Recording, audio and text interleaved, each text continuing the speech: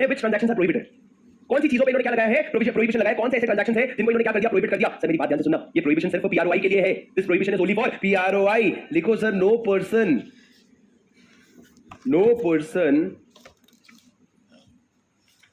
No PROI. Person bracket में PROI लिख दो ना। No PROI shall make investment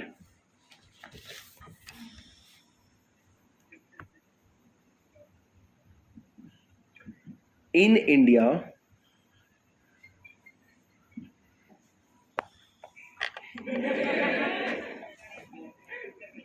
वो जानबूझ के जनरल पे रखा और बाजू वाले को बोला भाई तू कॉल करना, मेरे को बजना चाहिए, और नहीं तो थोड़ी देर तक वहां बैठा हुआ था, तू कॉल कर रहा है ना उसको। No PRO shall make investment in India in any company, firm, proprietor और any entity। किसी भी फॉर्म के एंटिटी में इन्वेस्टमेंट नहीं करोगे which is engaged in the business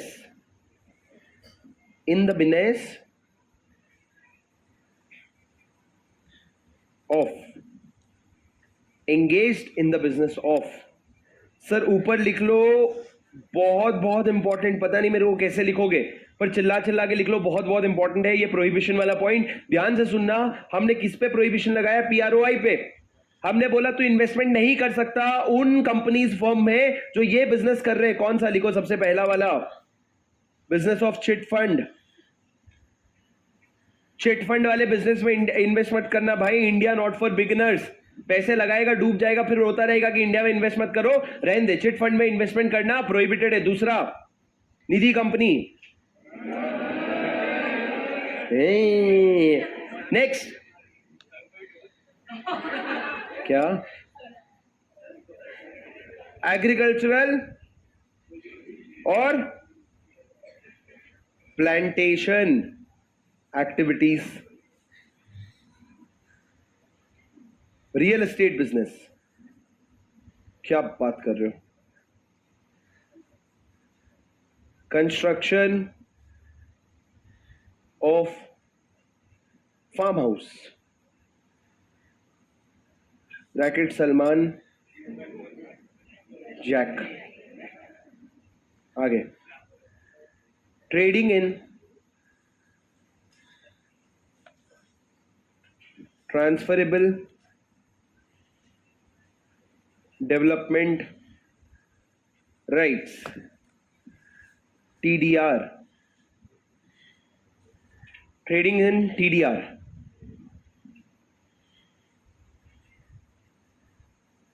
देखो नोट,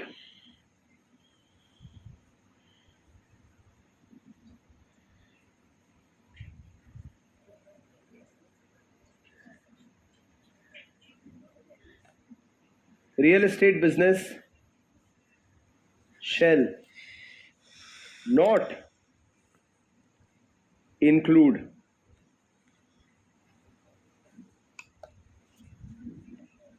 बात मत करो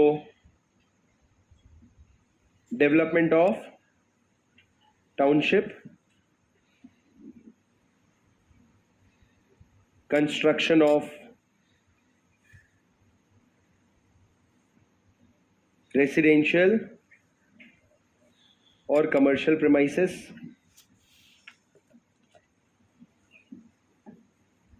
रजिस्टर्ड रीट्स।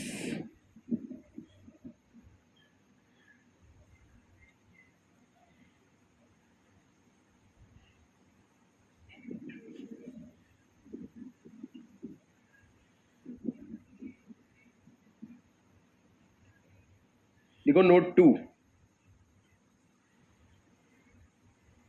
नोट टू लिखो, PROIs are restricted from investment in business of chit fund.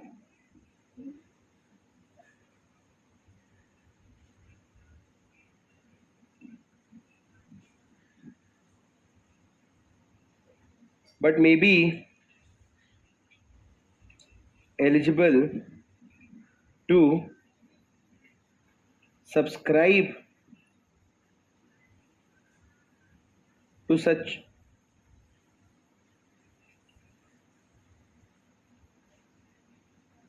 chits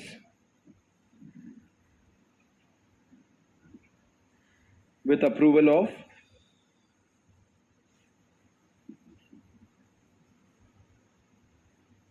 registrar of chits और आ जाएगा मैं बीच में आ गया स्क्रीन सहलो थोड़ा तुम भी तो फ्लिकर कर ही रहे हो ना आप नीचे ऊपर तो भैया तुम दिखा देख के लिख देना अब ये करोगे तो अभी बंद करके बस प्रोजेक्ट चेंज करेंगे आप तो मैनेज करो ना थोड़ा सा हाली कुछ लिखो अपन लिखो आया सीधा वो स्क्रीन बंद चालू हो रहा है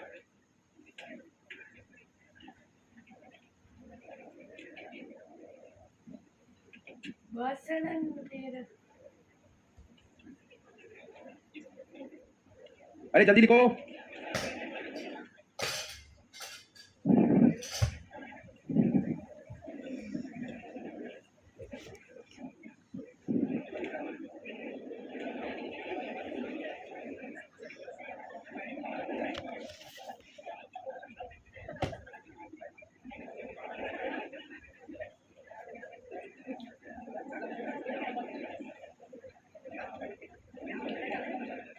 सर क्या पढ़ रहे हैं हम लोग प्रोहिबिशन में क्या आता है मेरे ध्यान से सुनना मेरी बात ध्यान से सुनो देखो क्या कहा मैंने प्रोहिबिशन इसके पहले हमने क्या पढ़ा 2 पॉइंट जहां पे प्रोहिबिशन नहीं लगा सकते क्या 2 पॉइंट है रीपेमेंट ऑफ लोन्स और अमोर्टाइजेशन ऑफ लोन्स और दूसरा depreciation of direct investment in ordinary course of business अब ऐसा ये दोनों हो गया पर हमने आप लोगों के लिए 6 जगह प्रोहिबिशन लगाया जहां पे हमने क्या बोला कोई फॉरेनर खबरदार तू इंडिया में आके यहां पे हाथ लगाया है या तो तेरा हाथ जल जाए दो केसेस में मना किया है सर हमने या तो तू हाथ लगाएगा हाथ जल जाएगा तेरा या दूसरा हमको तेरी जरूरत नहीं है ये 2 केसेस में हमने मना कर दिया कि पीआरओआई तू इंडिया में इन्वेस्ट नहीं करेगा सर वो बिजनेस हम चाहे कंपनी के फॉर्म में कर रहे हो फॉर्म के प्रोप्राइटरशिप फॉर्म प्रोप्राइटर के फॉर्म में या किसी भी फॉर्म में कर रहे हैं अगर हमारा ऑर्गेनाइजेशन ये बिजनेस कर रहे हैं तू हम में इन्वेस्ट नहीं कर सकता पहला क्या है चिट फंड पहला क्या है चिट फंड भैया चिट फंड तेरे बस की बात नहीं है मैंने क्या कहा तू आएगा इंडिया में इन्वेस्ट करेगा तेरा पैसा कोई तो भी लेके भग जाएगा तू फालतू हमारे देश को बदनाम करेगा रहने दे हम इंडिया वाले जानते हैं हम लोग संभाल लेंगे तू बाहर का है बाहर रहे दूसरा सर निधि कंपनी सर जैसे चिट फंड होता है ना चिट फंड में भी धोखा होता है निधि कंपनी में भी धोखा होता है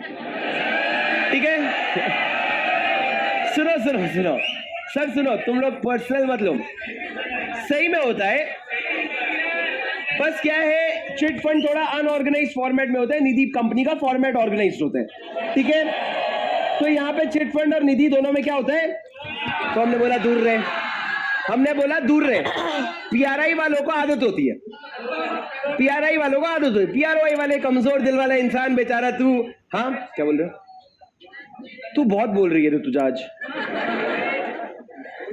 तू चुप रहेगी क्या थोड़ा सा हाँ सर पहला हो गया चिट फंड भाई मेरे ऑनलाइन वाले बच्चों ऐसे में किसी लड़की से बात नहीं कर रहा होगा मेरे को पता नहीं पर ये लड़का है प्रवीण जिसने आज से अपना नाम क्या करवा लिया ऋतुजा है ना चलो मेरी बात सुनो सर पहला चिट फंड दूसरा निधि कंपनी पहला हो गया चिट फंड दूसरा हो गया निधि कंपनी अब मेरी बात सुनो sir next agricultural and plantation sir हमारा एग्रीकल्चरल इंडिया का कोर है हम इसमें बाहर वाले लोगों का इन्वेस्टमेंट नहीं चाहते हमने बोला एग्रीकल्चर सेक्टर और प्लांटेशन सेक्टर जो है ये हमारे गवर्नमेंट का वोट बैंक क्या बोले ये हमारे इंडिया के लिए बहुत इंपॉर्टेंट है तो हमने बोला वहां पे फॉरेन इन्वेस्टमेंट करने की जरूरत नहीं है next real estate business sir यहां मेरे को थोड़ी प्रॉब्लम हो रही है एक सेकेंड हमने देखो रियल एस्टेट बिजनेस में आने से मना कर दिया हमको तो डेवलपिंग नेशन से डेवलप्ड नेशन बनना है ना डेवलप्ड नेशन बनने के लिए हमको ऐसा इंफ्रास्ट्रक्चर चाहिए जो शायद हमारे बस की बात नहीं है हमको बाहर वाले लोगों का तो हेल्प लगेगा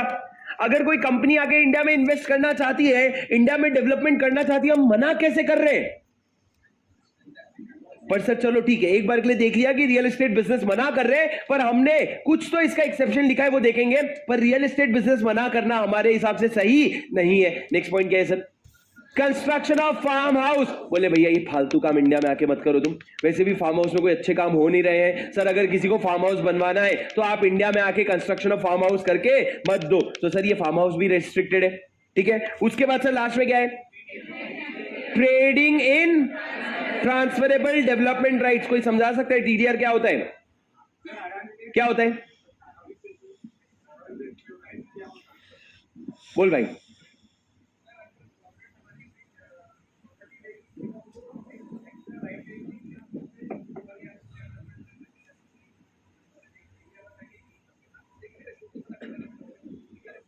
बोलो मैडम।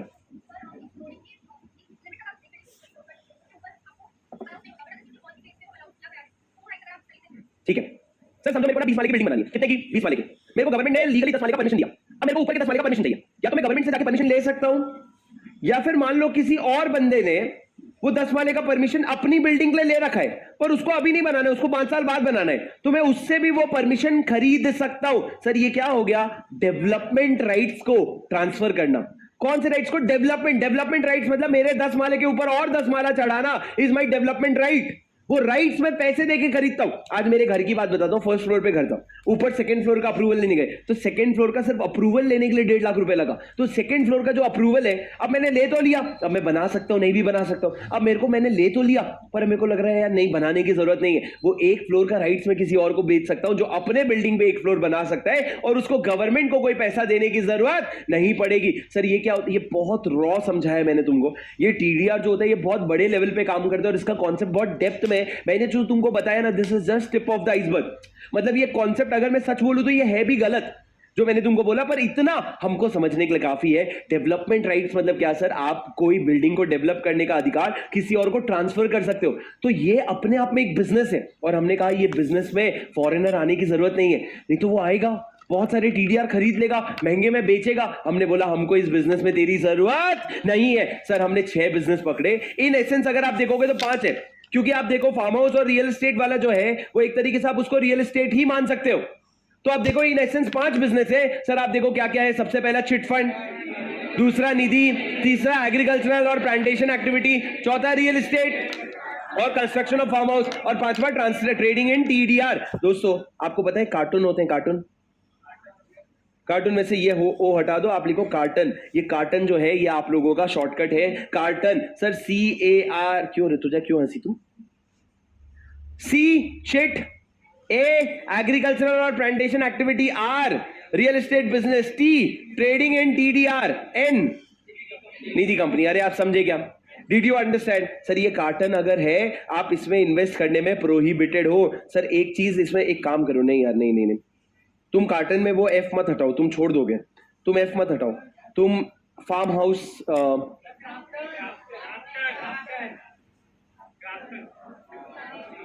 क्राफ्ट, एन क्राफ्ट ऐसे याद कर लो,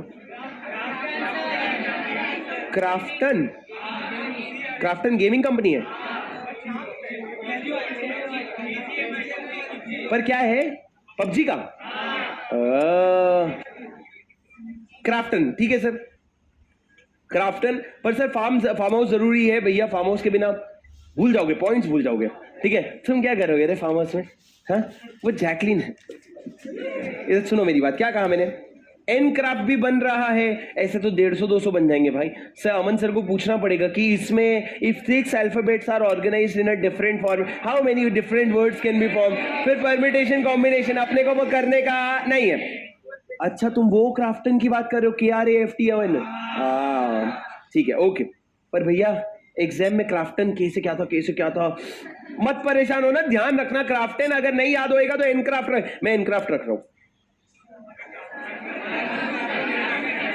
एनक्राफ्ट, ठीक है सर। एन पहले निधि, शेट, real estate, agricultural, farm house, transferring TDR, transferring of trading of TDR। Sir ये 6 पॉइंट आपके लिए प्रोहिबिटेड है। पर सर अभी भी मेरा एक सवाल है, रियल एस्टेट बिजनेस में आपने इन्वेस्टमेंट मना कैसे किया? वो तो हमको चाहिए ना। तो लॉ ने समझा है कि भाई तू रियल एस्टेट बिजनेस का मतलब गलत समझ रहे, रियल एस्टेट बिजनेस का मतलब ये नहीं कि बड़ा सा एक टाउनशिप डेवलप करना है। बड़ा सा टाउनशिप मतलब एक बहुत बड़ा, तुमने बोला स्वर्ण भूमि टाइप का एक टाउनशिप डेवलप करना है, बहुत बड़ा। भैया ये जो बड़ा सा टाउनशिप डेवलप करना है ना, उसके लिए बाहर वाले तुम आओ, कोई प्रॉब्लम नहीं है। तो हमने बोला रियल एस्टेट बिजनेस में जो तुम समझ रहे हो वो नहीं है, तीन चीजें एक्सक्लूड होती है। कौन सी तीन चीजें? पहला, डेवलपमेंट ऑफ टाउनशिप, मतलब रियल एस्टेट बिजनेस का मतलब डेवलपमेंट ऑफ टाउनशिप नहीं होता है। दूसरा क्या लिखा है, मैं आपको समझाऊंगा, पहले सुन लो। दूसरा क्या है, कंस्ट्रक्शन ऑफ रेसिडेंशियल और कमर्शियल प्रीमाइसेस, बड़े बड़े बिल्डिंग बनाने, बना कंस्ट्रक्शन का काम करना है, कर। तीसरा, रजिस्टर्ड रीट्स में ट्रेडिंग, रीट मतलब sir real estate investment trust, तेरे को रियल एस्टेट इन्वेस्टमेंट ट्रस्ट में आके इन्वेस्ट करना है, तू कर ले, पर तू रियल एस्टेट बिजनेस मत करना। मतलब क्या सर? अरे तू इंडिया में जमीन और बिल्डिंग्स की खरीदी बिक्री मत करना, नहीं तो तू क्या करेगा, तू देखेगा इंडिया में नवी मुंबई है सर, नवी मुंबई में बहुत सारे प्रोजेक्ट्स है, तुम आके इंडिया में नवी मुंबई के बहुत सारे लैंड खरीद लोगे और कल को हमारे ही लोग को बहुत महंगे में बेचोगे, ये हमको नहीं चाहिए। तू इंडिया आके टाउनशिप डेवलप कर रहे, तू अगर रेसिडेंशियल कमर्शियल प्रीमाइसेस कंस्ट्रक्ट कर रहे, तू रीट में इन्वेस्ट कर रहे, तू कर ले, पर तू डायरेक्टली ट्रेडिंग नहीं खरीदेगा, खरीदी बिक्री नहीं करेगा। अरे आप सुन रहे हो क्या sir? Very important, real estate business में इन्वेस्ट मत करना। पर राजा, रियल एस्टेट बिजनेस में डेवलपमेंट, कंस्ट्रक्शन और रीट तो आता ही नहीं है। अगर एक पीआरओआई आके, सर आपको एग्जाम में ना एमसीक्यू में आएगा कि एक पीआरओआई है जो इंडिया में रीट में इन्वेस्ट करना चाहता है। सर रीट क्या होता है? Real estate investment trust. क्या कॉन्सेप्ट है उसका? बहुत बेसिक सा कॉन्सेप्ट ये है कि आज हम सब मिलके, हम लोगों के पास थोड़े थोड़े पैसे, तो अगर तुम लोग बोलोगे कि मैं जाके एक रियल एस्टेट खरीदूंगा, तुम खरीद पाओगे क्या अकेले? नहीं, पर सब अगर इकट्ठा कर लोगे तो छोटा जमीन तो खरीद पाओगे। तो वही तो रीट का कॉन्सेप्ट होता है। एक ट्रस्ट बनाएंगे जहां पे तुम छोटे छोटे इंस्टॉलमेंट में पैसे दे सकते हो और तुम्हारे छोटे छोटे पैसे मिला करके बड़ा बड़ा घर खरीदा जाएगा, ये रीट होता है। उन छोटे छोटे पैसों में कोई पीआरओआई भी इन्वेस्ट करना चाहे ना, वो कर सकता है, नो प्रॉब्लम एट ऑल। पर आप उसके अलावा, ये तीनों के अलावा कोई भी और रियल एस्टेट बिजनेस नहीं कर सकते, मतलब खरीदी बिक्री नहीं कर सकते। अरे सुन रहे हो क्या?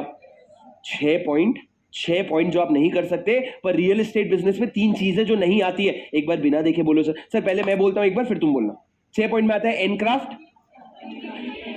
No PROI shall invest in a company or any other entity which is engaged in the business of एनक्राफ्ट, एन Nidhi company, chit fund, real estate business, agricultural और plantation activities, construction of farm house मत बोलो, पूरा बोलो, construction of farm house और trading in transferable development rights. Exception, real estate business does not include development of township, construction of residential और commercial premises, और तीसरा आपका रजिस्टर्ड रीट। ये तीनों रियल एस्टेट बिजनेस में नहीं आता। एक बार बिना देखे, बिना मेरे को बोले, जोर से बोले, मन में सोचो, 6 पॉइंट माइनस 6 माइनस 3 याद आ रहा है क्या?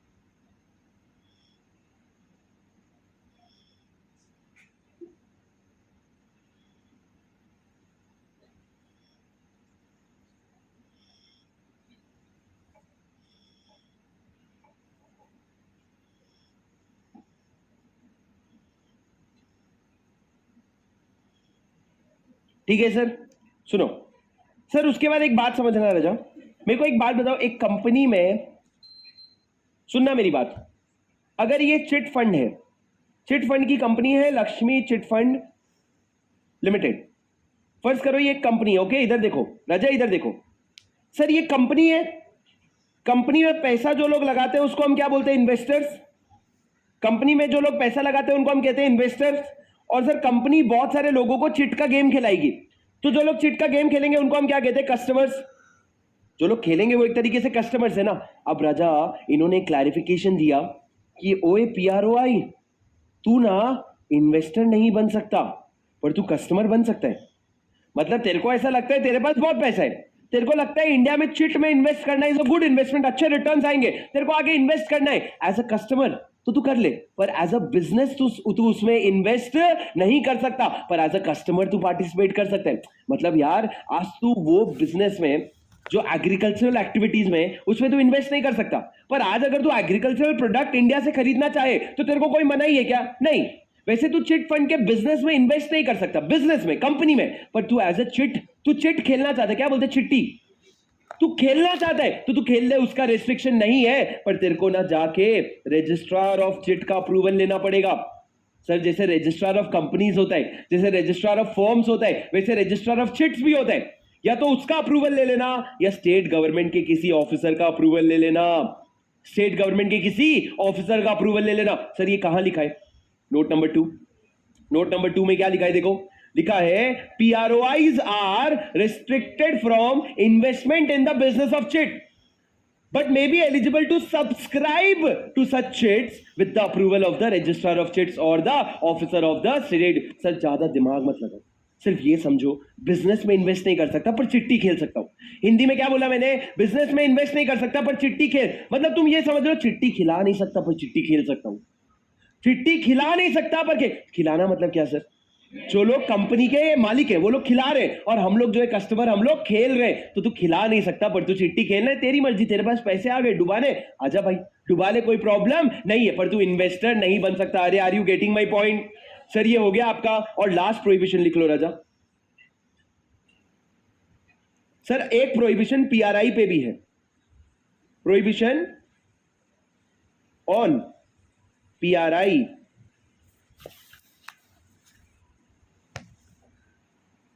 PRI shall not undertake undertake capital account transaction with citizen or resident of North Korea,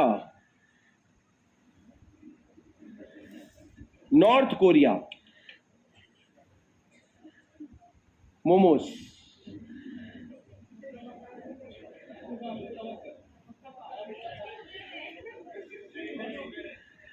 sir हमने इंडिया के सारे लोगों को मना कर दिया कि तुम लोग नॉर्थ कोरिया के किसी भी सिटीजन के साथ, नॉर्थ कोरिया के किसी भी रेसिडेंट के साथ किसी भी तरह का कैपिटल अकाउंट ट्रांजैक्शन नहीं करोगे। सर आपको पता है north Korea is the only country जो हमारे क्या पूरे वर्ल्ड के बहुत सारे कंट्रीज के ब्लैकलिस्ट में आते हैं कि भैया नॉर्थ कोरिया के साथ हम किसी भी तरह का ट्रांजैक्शन नहीं करेंगे। देखो करेंट अकाउंट ट्रांजैक्शन के लिए तो कोई प्रॉब्लम नहीं है, तुमको RBI वगैरह रोक देगा, और करेंट अकाउंट ट्रांजैक्शन के लिए हमने मना नहीं किया। तुम्हारा यदि मन है कि मैं घूम के नॉर्थ कोरिया घूम के आता हूं नहीं, अगर नॉर्थ कोरिया घूमने जाता हूं तो तेरी मर्जी, तू जा, कोई प्रॉब्लम नहीं है।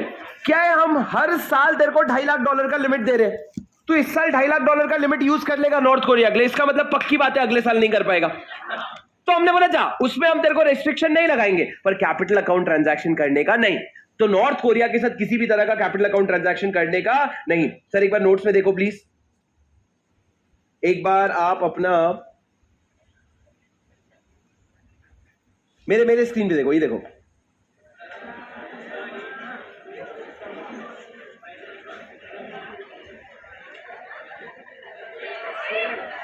हमारे बीच पधारे हैं, आइए भैया आइए, होगी जल्दी आइए, अरे आना, क्या मजा ही, आना, हमारे बीच पधारे हैं साक्षात, आना जल्दी, आना जल्दी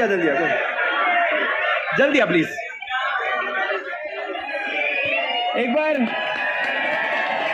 हमारे बीच पधारे हैं नॉर्थ कोरिया के द वन एंड ओनली, ऐसे क्या हमारे बीच पधारे किम जोंग उन, गोली मार, मैं तो गोली मार के खत्म कर दे। सर स्पेशल गेस्ट है, मैंने बोला प्रैक्टिकल एक्सपोजर मिलना चाहिए, इसलिए हमारे इनविटेशन पे आए हैं, ठीक है सर, प्लीज हमारी कार पैसा का पैसा रहने दीजिए, मत उड़ाइएगा, ठीक है जाइए बैठिए, thank you so much. Sir भैया ये कौन है? Kim Jong Un. सर हमने बोला नॉर्थ कोरिया, वो किस एंगल से तेरे को वो दिख रहा है भाई, किम जोंग उन आप बंद करके दिख रहा है क्या? जबरदस्ती सब अपना नॉमिनेशन दे दो, सब अपने दोस्तों के ग्रुप में लेके बैठो, ये हमारा किम जोंग उन, ये हमारा इलॉन मस्क और ये हमारा डोनाल्ड ट्रम्प, कम सर नॉर्थ कोरिया में जो किम जोंग उन है, सर आपको पता है north Korea is a country which is not at all supportive. वहां पे सर वहां पे भी डिक्टेटरशिप चलता है। नॉर्थ कोरिया में भी और भी बहुत सारे कंट्रीज चलता है, पर नॉर्थ कोरिया में भी डिक्टेटरशिप चलता है भैया। वहां पे it is a country which is not supportive with any other country, इसलिए उसको बहुत सारा आपको पता है बहुत सारे कंट्रीज का अलग अलग मीटिंग होते हैं, जहां पे मीटिंग में यूनानिमसली डिसाइड किया जाता है, जिसमें से ये एक डिसीजन था जहां पे 2016 या 17 की बात है, हर कंट्री ने एक साथ डिसीजन लिया कि हम अपने फॉरेन ट्रांजैक्शंस में नॉर्थ कोरिया के साथ सारे ट्रांजैक्शंस जो है वो कट ऑफ कर देंगे। उनको इससे घंटा फर्क नहीं पड़ा, क्योंकि वो पहले अलाउ भी नहीं करता था। तो हमने अपनी इज्जत बचाने के लिए बोल दिया जा हम नहीं करेंगे। अबे वो अलाउ भी नहीं कर रहे, वो 20 साल से अलाउ नहीं कर रहे हैं, हम लोग 15 साल के बाद कोशिश करने के बाद हमने क्या बोले, ओके हम भी नहीं करेंगे।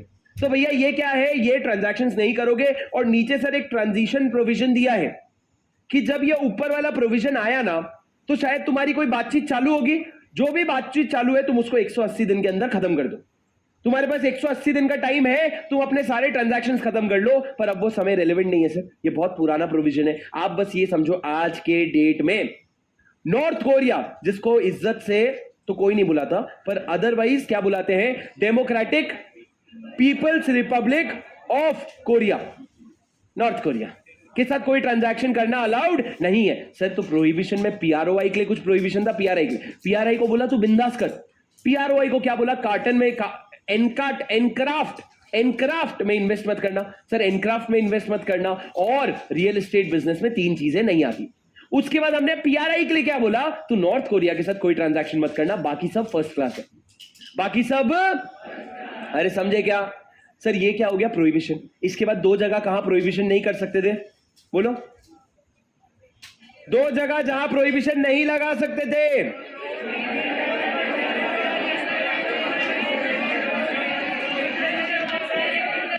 रीपेमेंट और अमोर्टाइजेशन ऑफ लोन और depreciation of direct investment in ordinary course of business. Sir 4th को राजा फेमा का और चैप्टर खत्म नहीं हुए हैं, अभी 2 शेड्यूल बाकी है, बट 4th को आपका फेमा का टेस्ट है अलॉन्ग विद, बोलो बोलो डिपॉजिट्स।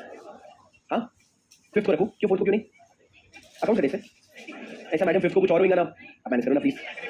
सर 8 को उधर टेस्ट होते हैं क्या, अच्छा ठीक है। 8 को क्या है, 8 को टेस्ट है सर आप लोगों का एलएलपी का और फॉरेन कंपनी का। अबे क्या रो रहे हो, एक तो टेस्ट 7 दिन पहले इन्फॉर्म कर रहा हूं, दूसरी चीज आपको पढ़ाने का प्लानर बना के मैं दूंगा। आपको फेमा अभी खत्म हुआ, 4 दिन से 5 दिन से एक ही चीज रिवाइज किए जा रहे हैं। तुम लोग कसम से बताओ, इज्जत से अगर बैठ के फेमा घर में पढ़ोगे ना 2 घंटा है काम, और तुमको मैं टेस्ट घर पे भी लिखने दे रहा हूं, मेरे टाइम में से तुम टेस्ट लिखो, तुम्हारा काय करोगे भाई, तुमको मैं घर पे लिख के बोलोगे, मेरे क्लास के टाइम पे तुम टेस्ट लिखो, तुमको और क्या चाहिए, तुमको ऐसा कोई एक्स्ट्रा प्रेशर तो नहीं आ रहा है, और रिवाइज तो करोगे ना फेमा, क्वेश्चन बैंक खत्म करोगे, सभी नोट्स खत्म करोगे, हाथ का टेस्ट लिख लो, तो FEMA should be 0 burden for you. Deposit revise करने 2 दिन है आपके पास, छोटा सा चैप्टर है, रैपिड रिवीजन को बुक से पढ़ो, हो गया। रोते पहले हो कि सर कर लेंगे, अरे 1 हफ्ते पहले बता रहा हूं ना राजा, आपका ये तो टेस्ट हो गया, इससे मेजरली आपका फेमा समझ जाएगा। एक बार फेमा समझ गया, उसके बाद 8 को टेस्ट का ऑब्जेक्टिव सबसे बड़ा है आपका एलएलपी समझ जाए। सर फेमा 12 नंबर समझ गया, एलएलपी 10 नंबर समझ गया, तुम्हारे 22 मार्क्स का तो टेस्ट ऐसे ही हो गया राजा, ये तुम्हारा 22 मार्क्स हो गया, कंपनी साथ मिला करके तुम्हारा 55 से 60 नंबर हो गया, तुम्हारे 85 मार्क्स का ऐसे ही टेस्ट हो रही है। फिर वो बाकी का जनरल क्लास से टाइवर्स करते रहेंगे जितना करते हैं, पर ये संभाल तो लो, मेरी बात सुनो, एलएलपी का लिखना नहीं लिखना वो अपन बाद में देखेंगे, फेमा लिख लो यार। और फेमा में कसम से तुम्हारा एडिशनल एफर्ट 0 है, मैंने तुमको इतना रिवाइज करवाया, इतना सा चैप्टर है भाई, मैं जब अपने पे आऊंगा ना ये चैप्टर में 3 दिन में खत्म कर दूंगा with question bank without any extra session. पर मैं तुम लोगों की शक्ल देख के 5 दिन हम लोग यही पढ़ रहे हैं, धीरे-धीरे आराम से एक-एक लाइन को खोल-खोल के इवैल्यूएट कर रहे हैं, पर इसका इंटेंट सिर्फ यही है कि तुम क्लास के साथ-साथ याद कर लो चीजें। और यदि तुमने घर जाके रिवाइज कर लिया तो भाई आना क्या है, शेड्यूल 2 का क्वेश्चन आ रहा है, शेड्यूल 1 और 3 का क्वेश्चन आ रहा है, एक प्रोहिबिशन का क्वेश्चन डाल दूंगा, 4 क्वेश्चन है तुमको पता है ऑलरेडी, एक क्वेश्चन रेसिडेंट इन इंडिया से आएगा, एक 2 करंट अकाउंट ट्रांजैक्शन के आएंगे, और आपका एक प्रोहिबिशन जाएगा, इतना सा तो चैप्टर है। तो भैया प्लीज बिना रोए कर लो फेमा। मेरे को पता है डिपॉजिट तुमको दर्द बनेगा, पर मैं इसलिए बोल रहा हूं वो दर्द आज बना लो, नहीं तो बुक बंद किए हो ना, डिपॉजिट रिवाइज किए बिना मक्खन जैसा लगेगा तुमको कि एकदम नहीं पढ़ाऊं भाई, एकदम स्मूथ है, कुछ भी याद नहीं है। फ्रिक्शन तो जब आते हैं थोड़ा-थोड़ा याद आ रहा है, थोड़ा याद नहीं आ रहा है, फ्रिक्शन ही नहीं है, बोले यार ये चैप्टर कब हुआ, सर ने शायद छुड़वा दिया होगा। भैया तो प्लीज फेमा और डिपॉजिट प्लीज उसको पढ़ लेना, और आप लोगों का 4th को टेस्ट होगा, टेस्ट मेरे क्लास के टाइम में होगा, आप लोगों का 1.5 घंटे का टेस्ट होगा, 1 घंटे का क्लास होगा, या अगर नहीं हो पाई तो 1 घंटा मैं पढ़ने के लिए दे दूंगा तुमको, पर 4th का टेस्ट है। हां मैं आऊंगा। और एक को क्या है सर, आपको 8 का एलएलपी का और इसका टेस्ट है, फेस टू फेस होगा, मैं आऊंगा। और एक और चीज लिख लो भैया, सुनो वापस से, डिपॉजिट वगैरह ठीक है, फेमा का टेस्ट नहीं लिखना, अपना वो डिजर्व बिफोर यू डिजायर वाला कार्ड फेंक देना। अगर फेमा का चैप्टर का टेस्ट नहीं लिखा, वो कार्ड में ना तुम बस अपने आप को भैया अपना ना स्कोर देना शुरू कर दो, वहां पे एक माइनस लिख देना कि मैंने फेमा के टेस्ट में आलस किया, मैंने 200 बहाने निकाले टेस्ट नहीं लिखने के, मेरे पास 100 बहाने हैं टेस्ट नहीं लेने के। तुम एक बार पूछ लो किसी भी क्लास में कि भैया लास्ट के मोमेंट पे कोर्स का ही इतना प्रेशर रहता है कि घंटा एक क्लास दिया जाता है टेस्ट के लिए, या तो संडे लिख लो या फिर अपने घर पे लिख लो, नहीं अपने पास टाइम है, अपन आराम से चैप्टर खत्म करके लिखेंगे इसको, फेमा का टेस्ट लिख लो, कॉन्फिडेंस आ जाएगा। और फेमा की सबसे प्यारी बात बताओ, लैंग्वेज का कोई रूल ही नहीं है, तुमने अगर सेक्शंस का और शेड्यूल का रूल का नाम लिख दिया तो अपने आप बेराक का लैंग्वेज दिखेगा वो, और उसके आगे से तुमको लिखना है ये प्रोहिबिटेड, तो ये नहीं कर सकते, ये अप्रूवल लगेगा, अप्रूवल ले लो, जो अप्रूवल में प्रॉब्लम आती थी मिनिस्ट्री की वो भी हमने चार्ट बना के खत्म कर दिया। तो basically FEMA is 100% in your control, only if you want to bring it in your control. तो जितने क्वेश्चन बैंक के क्वेश्चन करो, एक क्वेश्चन मैं आपको नया देने वाला हूं, बहुत प्यारा सा क्वेश्चन है जो कि फाइनल में लास्ट सेकंड में पूछा था इन्होंने, वो आप लोगों को मैं खोल के क्या लिखेंगे तुमको बताया नहीं, आरटीपीएमपी क्या है, तो सारी ना थोड़ी सबका सब थोड़ी ना पढ़ लोगे तुम, पर एक क्वेश्चन नया होगा, बाकी क्वेश्चन बैंक का होगा, अच्छे से पढ़ लो, पढ़ोगे ना। कौन कौन लिखेगा फेमा का टेस्ट, फेमा और डिपॉजिट दोनों आगे चलो सर। डिपॉजिट का टारगेट ले लो, शुरू अपन पढ़ेंगे डिपॉजिट का टारगेट ले लो आज, फर्स्ट सेकंड थर्ड। फर्स्ट को आपको सिर्फ डिपॉजिट के 16 एक्सेप्शन पढ़ने हैं, ठीक है, कल आपको सेक्शन 73 और 76 का इंट्रो पढ़ना है बस, और परसों आपको अदर कॉमन पॉइंट्स पढ़ने हैं, common points 25 minutes 20 minutes 30 minutes, 1 घंटे का हिसाब है भाई। और इसके साथ साथ आप ले लो क्वेश्चन बैंक का, आप लोग एक्स्ट्रा निकाल करके 1 घंटा थर्ड को ही दे देना टेस्ट के लिए। लिख लो मैडम, फोटो क्या खींच रहे हो। इतना क्या आलस है जीवन में? हाँ, फट से फोटो ऐसे खींचते हो जैसे बड़े वीआईपी हो, बोले हाँ मेरा असिस्टेंट लिख के दे देगा मेरे को। क्या बोलते हैं? अलग है ना दुनिया यहाँ से। हाँ, चेयर बहुत ऊपर है, चेयर बहुत हार्ड है। जय सर को पूछ। हाँ, थर्ड पॉइंट, क्वेश्चन बैंक 1 घंटे में कर लेगा। क्वेश्चन बैंक 1 घंटा। क्या? ठीक है गाइस, सर आपके डिपॉजिट का टारगेट हो गया। फेमा का टारगेट ये है कि फेमा का आज रिवीजन कर लोगे ना तो आपका आराम से खत्म हो जाएगा। फेमा तो मेरे हिसाब से आज आप 1.5 घंटा दोगे ना, रिवीजन हो जाएगा मेरा रैपिड। एक चीज और सुन लो, फेमा में 2 वीडियो है, YouTube पे 2 वीडियो है। एक वीडियो है 1 घंटा 50 मिनट का, जो तुम्हारा लेक्चर का रिप्लेसमेंट एक तरीके से। वो इतना डिटेल में इसीलिए है क्योंकि FEMA was a new topic, तो बच्चों को मैंने पूरे लेक्चर तो दिए नहीं, उसके रिप्लेसमेंट में मैंने 1.5 घंटे का 1 घंटा 50 मिनट का क्या दे दिया, उनको पूरा डिटेल लेक्चर दे दिया जहां पे आपको सारे एग्जांपल्स भी मिल जाएंगे जो आप लोगों को आज नहीं आती थी, मेरे बात कमाएंगे, बहुत कमाएंगे। जब आपका सब साफ हो जाएगा तब कमाएगा। पर फेमा का एक और वीडियो है 20 मिनट का। एक बार आजकल मैं रैपिड रिवीजन पूरा देखने के बाद फेमा का वो 20 मिनट का वीडियो देखे विद पॉजिटिविटी, ये मैं बोलना सबसे पहले वो कौन सा शुरू में, वो 3 साल पहले वाला शुरू में, पहली चीज। दूसरा वो स्पीड तुमको बार-बार लगेगा 2x पे है, पर वो 1x पे ही होगा। 2x पे मैं चलूंगा, पर जब वो 2x पे करने पे 20 मिनट का रिवीजन खत्म हो जाता है। तो 20 मिनट कैसे? एक चीज सोचो, 4 क्लास से हम पढ़ रहे हैं, लास्ट के 5 मिनट का माइंड मैपिंग करते हैं, 5 मिनट लगते हैं, आज भी 5 मिनट लगेंगे, 4 दिन 5 मिनट कितने होते हैं? 20 मिनट। वही स्पीड में आपका खत्म हो जाएगा। बस फर्क ये होता है यहाँ पे क्लास में पढ़े होते हो तुरंत तो सारा दिमाग में जाता है, वहां पे ऐसा लगता है पढ़े नहीं है। तो इसका एक बार पूरा 2 घंटे का रैपिड रिवीजन देखने के बाद वो 20 मिनट का देखोगे तो आपके दिमाग में सारी चीजें चली जाएगी। सर इंटेंट क्या है बताएं? ये सब वीडियो को अपना बना लो। अगर वीडियो को अपना बना लोगे ना, कंफर्ट आ जाएगा ना, तो एग्जाम के पहले से धनाधन रिवीजन खत्म हो जाएगा। You will be one of those students जो लॉ में बोल रहे हैं यार सिलेबस पहले खत्म हो गया, 1 घंटा एक्स्ट्रा कैसे बच गया? सिलेबस एक्चुअल में ही उतना है, अगर आप उसको ढंग से रिवाइज करना सीख लो। बच्चे कैसे नहीं खत्म कर पाते? हो गया था मैं यार, ये लाइन में को 4 बार पढ़ने पर भी दिमाग में क्यों नहीं जा रहा है? ये सब जो चीजें होती है ना, ये रैपिड रिवीजन से आपको ओवरकम हो जाएगा। सुन रहे हो क्या तुम मेरी बात? फेमा का टेस्ट है और डिपॉजिट का टेस्ट है, टारगेट धिक्कार है। तुम टेस्ट नहीं लिखे, सुन लो ऑनलाइन वाले, सुन लो फेस टू फेस वाला, धिक्कार है। मतलब एकदम धिक्कार है अगर इतना बोलने के बाद भी तुम टेस्ट नहीं लिखे ना। हाँ, पानी कम लेना, हाँ, पानी मत वेस्ट करना। सुनो, हाँ, क्या बोल रहे हो? चलो तो लास्ट में बात सुनो, खत्म हो गया चैप्टर। लास्ट में एक पॉइंट सुनो। राजा आपने कैपिटल अकाउंट ट्रांजैक्शन को 3 पार्ट में डिवाइड किया था। कौन से 3 पार्ट में? पहला जो प्रोहिबिटेड है, दूसरा जो प्रोहिबिटेड नहीं कर सकते, और तीसरा जो शेड्यूल 1 जो पीआरआई को परमिसिबल है, और शेड्यूल 2 जो आपके पीआरओआई को परमिसिबल है। सर पीआरआई मतलब इंडिया के बाहर जाके क्या-क्या ट्रांजैक्शन कर सकता है, और पीआरओआई मतलब इंडिया में आके क्या-क्या ट्रांजैक्शन कर सकता है। सर इसको यहां पे लिखो, रेफर द अल्टीमेट सॉल्यूशन।